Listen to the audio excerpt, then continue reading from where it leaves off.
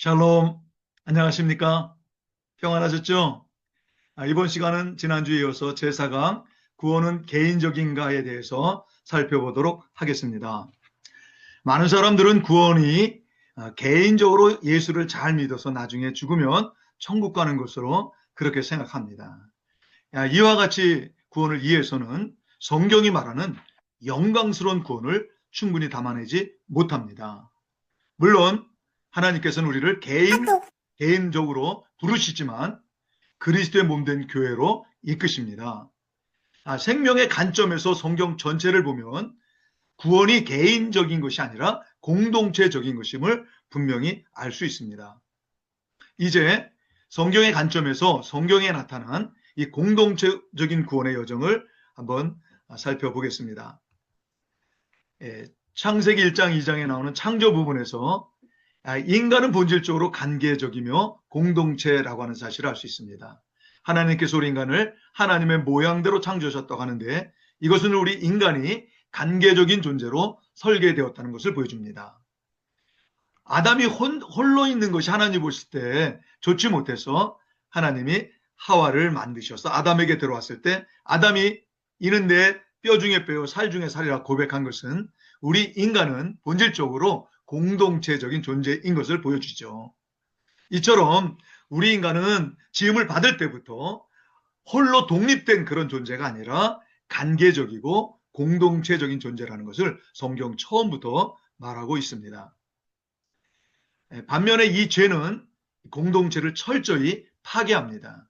선악과를 먹은 후 죄를 범했을 때 하나님이 에덴 동산에 찾아오자 아담과 하와는 여호와를 두려워해서 낯을 피해서 숨어버리죠. 그리고 하나님이 아담에게 아담아 내가 왜 선악과를 먹었느냐 이렇게 물어볼 때 아담이 하나님이 내게 주신 여자 그가 줌으로 먹었나이다. 이것은 하나님과 우리 인간의 관계 그리고 또 인간과 인간과의 관계가 철저히 분리되었다는 사실을 보여주고 있는 것입니다.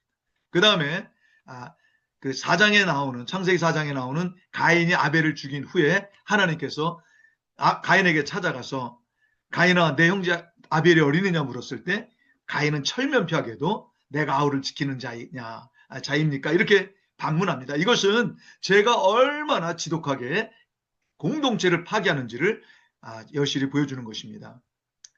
하나님의 언약은 기본적으로 개인의 어떤 것을 변화시키거나 성장시키는 것이 아니라 이렇게 분리되어 사망 가운데 있던 것을 다시 회복하는 것이 하나님의 언약의 중심입니다.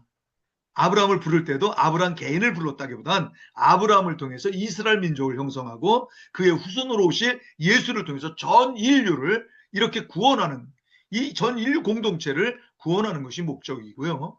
출애굽 역사도 개인 탈출시킨 것이 아니라 전 이스라엘 민족을 공동체적으로 이렇게 구원했다는 사실을 알 수 있습니다.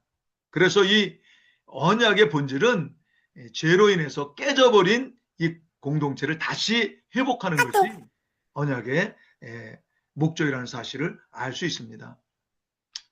이 하나님께서 이스라엘의 선지자들에게 내 영을 너희 속에 두겠다고 약속했었는데 여기서 너희도 개인 우리 마음 심령이 아니라 이스라엘 공동체 안에 너희 안에 내가 성령을 주시겠다는 겁니다.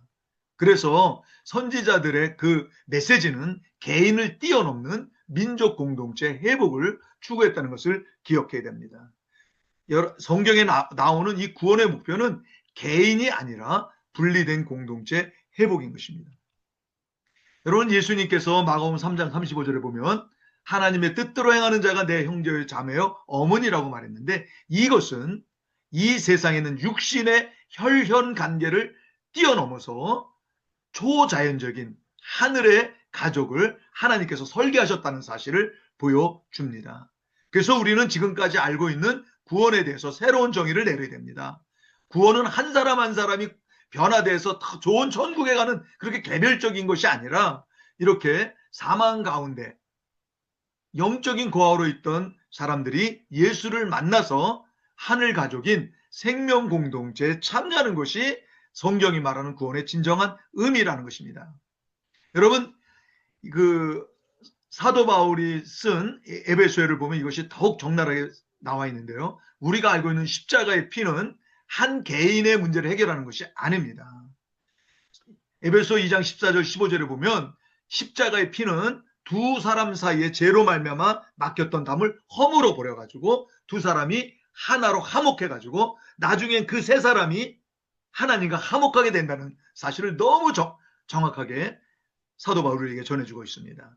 사도 바울은 바로 이 두 사람이 예수의 피로 막힌 다음에 허물어져 가지고 한 몸이 된 이것이 세 사람이라고 정확하게 말하고 있습니다. 그러니까 성경에서 말하는 세 사람은, 옛사람은 죄로 말미암아 분리된 채로 살아가고 있는 그 사람이 옛사람이고, 예수의 피로 한 몸이 된, 그래서 공동체가 된, 그리스도의 몸이 된, 지체가 된 그 사람이 바로 세 사람입니다.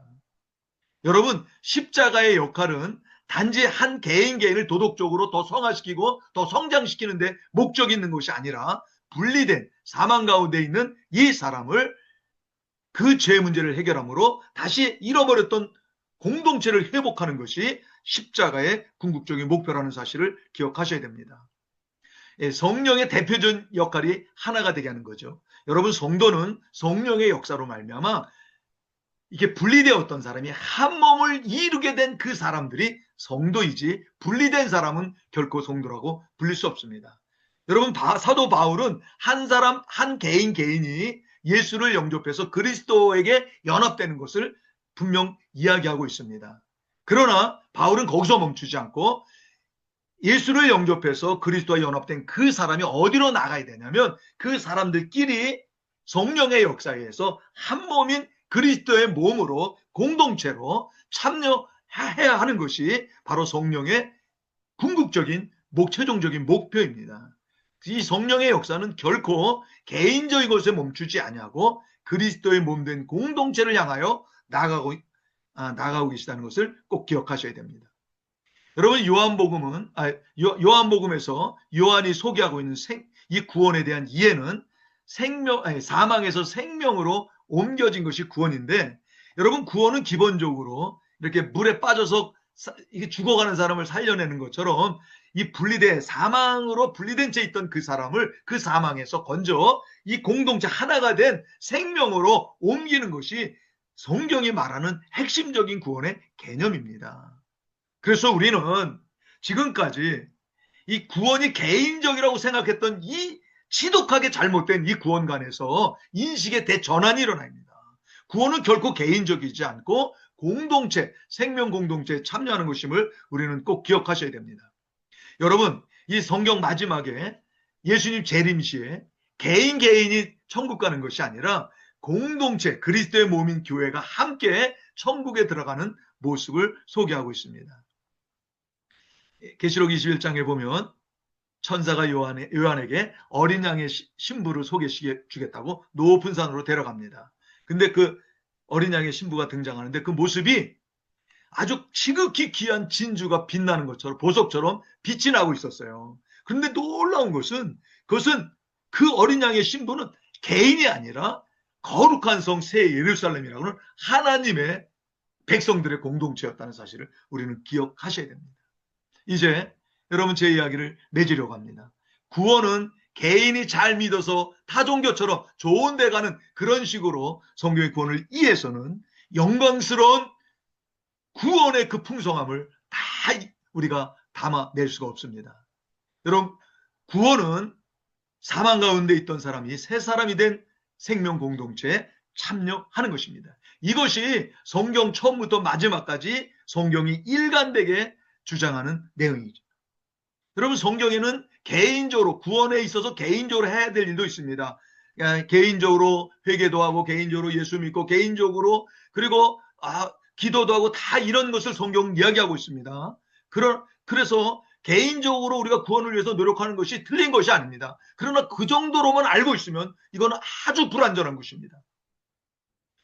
성경은 궁극적으로 그런 개인적인 어떤 행동을 통해서 그리스도에 연합된 채 거기서 멈추는 것이 아니라 반드시 그리스도의 몸인 공동체로 나가야 되는 것입니다. 그래서 여러분, 여기서 우리는 지금까지 이 구원에 대해서 잘못 인식된 것은 마치 천동설을 주장하던 시대에 지동설을 주장하는 것만큼 지금 굉장히 중요한 것입니다. 여러분, 사실 팩트는 천동설이 아니라 지동설이었죠. 마찬가지입니다. 성경이 말하는 구원은 결코 개인이 잘 믿어 천국 가는 이런 식의 구원이 아니라 그리스도의 몸에 참여해 공동체로 천국에 간다고 하는 사실, 이런 놀라운 인식의 전환이 필요합니다. 여러분, 우리는 너무나 구원이 이렇게 개인화가 된 이것이 오늘날 교회의 대위기를 처한 중요한 원인입니다. 모더니즘에 의해서 여러분 개인주의화가 너무나 우리에게 인식돼 가지고 이 공동체적인 구원조차도 개인 구원으로 이렇게 잘못 인식되어 있었고, 특별히 개인주의가 극단적인 개인주의로 지금 치닫고 있는 포스트 모더니즘 시대에 교회는 영적으로 방황하고 더욱 어려운 상황에 처져 있습니다. 그러나 저는 하나님께서요, 이 메시지를 준비하면서 지금이 바로 영적 대부흥이 폭발하기 직전이다, 이렇게 성령께서 감동을 주셨습니다. 마치 어둠이 가장 짙을 때 새벽녘 동이 터서 태양이 떠오르듯이 지금이 바로 영적 대부흥이 일어날 수 있는 그런 분위기가 무르익은 상황이라는 것입니다. 그렇다면 이 영적 대부흥의 방아쇠를 당길 수 있는 그런 방아쇠는 무엇입니까? 그것이 바로 잃어버린 이 생명의 관점을 회복하는 것입니다. 우리 구원이 개인이 아니라 공동체적이라는 사실을 깨닫고 성경이 말하는 생명을 회복할 때 놀라운 역사가 일어날 줄로 믿습니다.